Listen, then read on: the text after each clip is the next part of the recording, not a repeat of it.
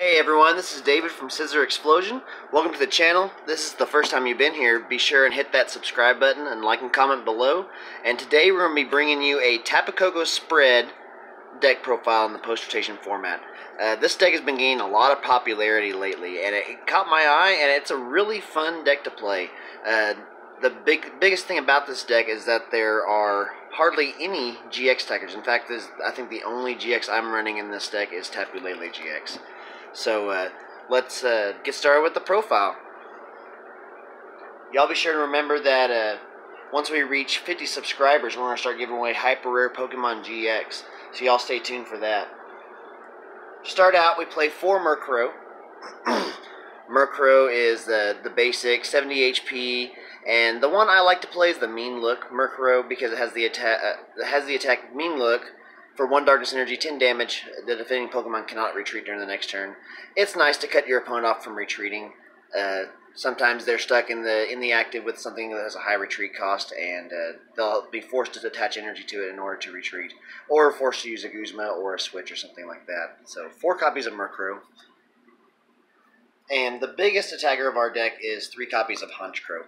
Honchcrow has this cool attack, Raven's Claw. It does 10 damage, plus 10 more for each damage counter on all of your opponent's Pokemon. So you start spreading with Tapu Koko or Choreo, the electric type, and get all those damage counters built up on your opponent's Pokemon, and then hit with Raven's Claw for massive damage. So 3 copies of Honchcrow. Now, probably the biggest star of this deck is 4 copies of Tapu Koko, the promo. It has the attack Flying Flip, and that's the main reason, and the main attack we're using on this card. Flying Flip does, for 2 colorless energies, does 20 damage to each of your opponent's Pokemon.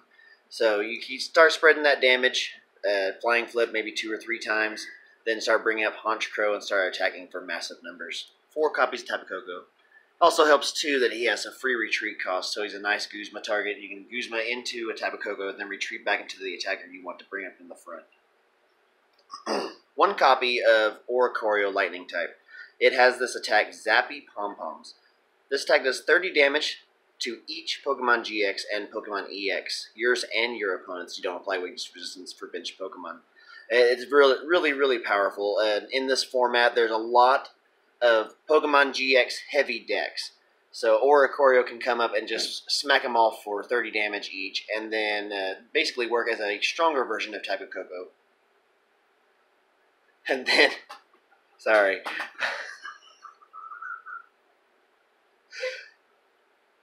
And then you bring up your Honchcrow and start hitting for massive numbers. So 1 copy of Choreo.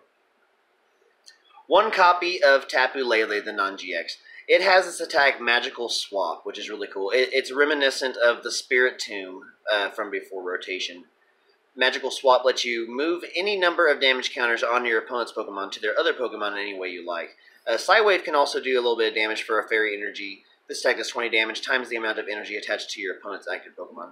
So it's kind of like a one-sided energy drive on the GX Lele. But the main reason to play is for the Magical Swap attack. You can start building up damage counters with your Koko or with your Choreo, and then bring up Lele to start moving those damage counters around where you want them. Maybe take a couple of KOs. Maybe you could KO 2 GX Pokemon at once, and then take 4 prizes. So 1 copy of Lele. Then I've got 1 copy of Oranguru. Oranguru is there to help with the draws. The main reason he's there is for the instructability. Once during your turn before you attack, you may draw till you have 3 cards in your hand. He can also attack with Psychic as another non-GX attacker, but honestly, you have plenty of non-GX attackers in here that are better than Oranguru. But Psychic for 60, for 3 colorless energies, does 60 damage plus 20 more for each energy attached to your opponent's active Pokemon. 1 copy of Oranguru. And then the only GX we play in this deck are 2 copies of Tapu Lele. Just there to get our supporters and hit. You can also hit with Energy Drive for some decent damage. And that's the end of the Pokemon line. Onto the supporters, we run 4 copies of Cynthia.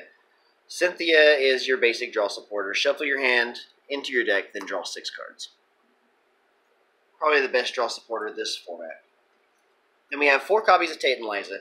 Tate and Liza is there for 2 reasons. It's the second best draw supporter in the format. You can choose one, shuffle your hand to your deck, then draw 5 cards, or you can switch your active Pokemon with one of your bench.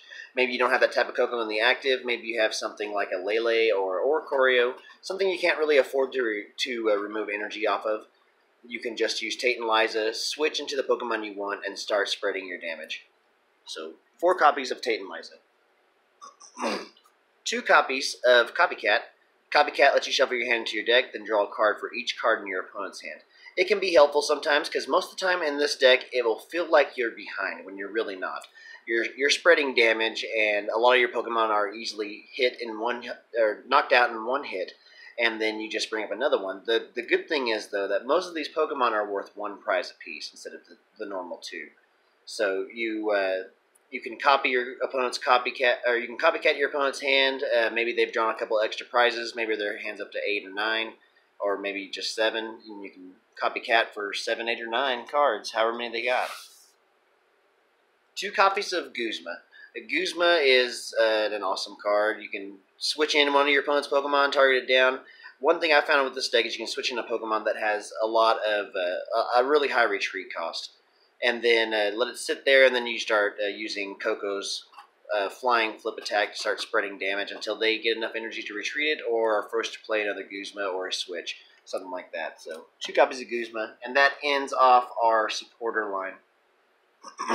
Next we run 4 copies of Ultra Ball, your standard search. Discard 2, switch your deck for any Pokemon. 2 copies of Nest Ball. There's a lot of basics in this deck. In fact, almost all of them basics with the exception of Honchcrow. So you use your Nest Balls to get out all your Pokemon. 2 copies of Enhanced Hammer. This is more of a disruption deck than a straightforward attacking deck. Enhanced Hammer can help get rid of those special energies on Pokemon like Zoroark or Lycanroc, or maybe some of the Ultra Beasts with their Beast Energy Prism Stars. Just something to help slow your opponent down to let you hit more numbers and maybe help keep your Koko alive for a little bit longer. 2 copies of Counter Catcher. Earlier I said it does seem like you're behind a lot in this deck.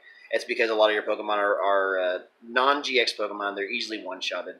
So Counter Catcher can be there to help you bring up those Pokemon you really like to target down.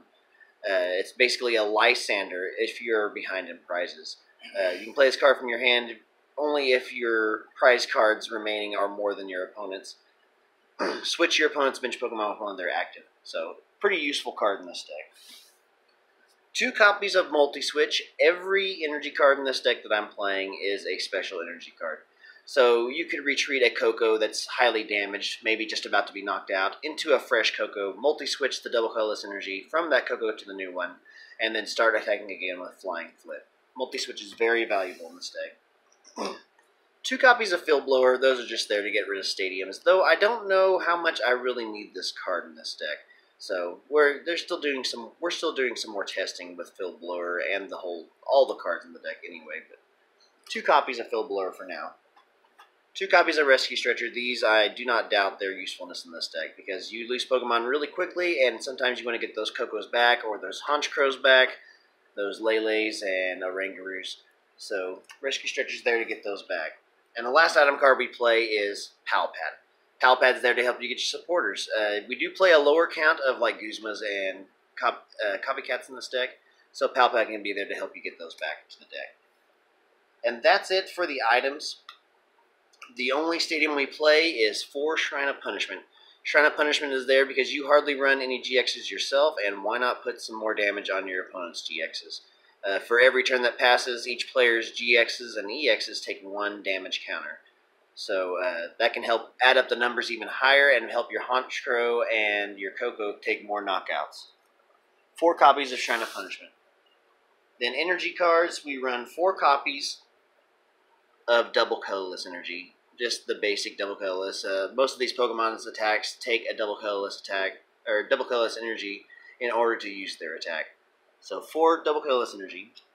Then 4 copies of Counter Energy. Counter Energy is sort of like double colorless, but it can be better at times. Normally it provides a colorless energy, but if you are behind in prizes and it's attached to a non-EX or non-GX Pokemon, it can provide 2 energy of any color. So you can attach it to a Tapu Koko if you're behind a prize or 2, and then you can Flying Flip for another single energy attachment, just like Double Tailless Energy. And to round off the energies, I play 3 copies of Rainbow Energy. Rainbow Energy is there mainly for your non-GX Tapu Lele or your Aura Choreo. You can attach these instead of Counter Energy and start attacking with Zappy Pom-Poms or Magical Swap. So, 3 copies of Rainbow Energy. And that's it for the day. I really like this deck. It's really fun. It spreads a lot of damage, and it can take down some pretty strong decks. I wouldn't say it's top tier or anything like that, but it is a very fun deck. And if you're looking for a fun deck to play, I would definitely recommend Tapu Koko Spread. But y'all let me know what you think in the comments below. Let me know if there's things maybe you try differently in your deck, or maybe there's things in my deck you don't necessarily like. Leave a comment below, like and subscribe, and we will catch you all next time.